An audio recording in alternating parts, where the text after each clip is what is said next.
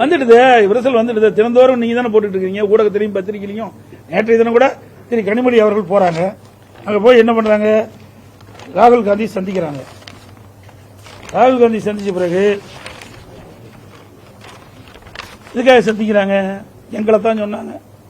எடப்பாடி பழனிசாமி டெல்லிக்கு அடிமைனாங்க. யார் அடிமை? நாங்க அடிமை இல்ல, திராவிட முன்னேற்ற கழகம் தான் அடிமை.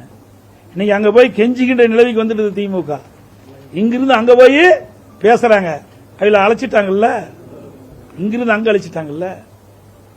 அங்கதானே போய் ராகுல் காந்தி சந்திச்சாங்க, அங்கதானே திருமதி சோனியா அம்மாவை சந்திச்சாங்க. அப்ப குழப்பம் வந்துடுதுல திமுகவில். திமுகவில் காங்கிரஸ் இருக்குமா இல்லையா என்பது தடுமாறி கொண்டு இருக்கின்றது.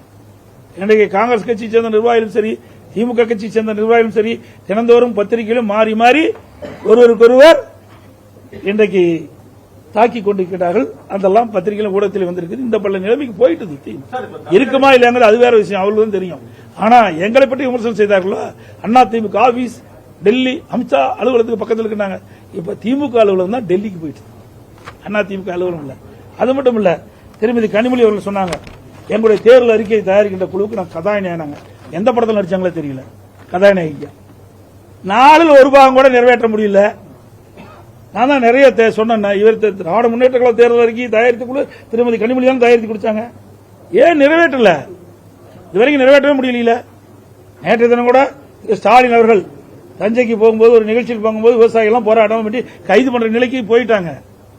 நீங்க போய் மக்களை சந்திக்க முடியல, கொடுக்கப்பட்ட வாக்குறுதி நிறைவேற்ற முடியல.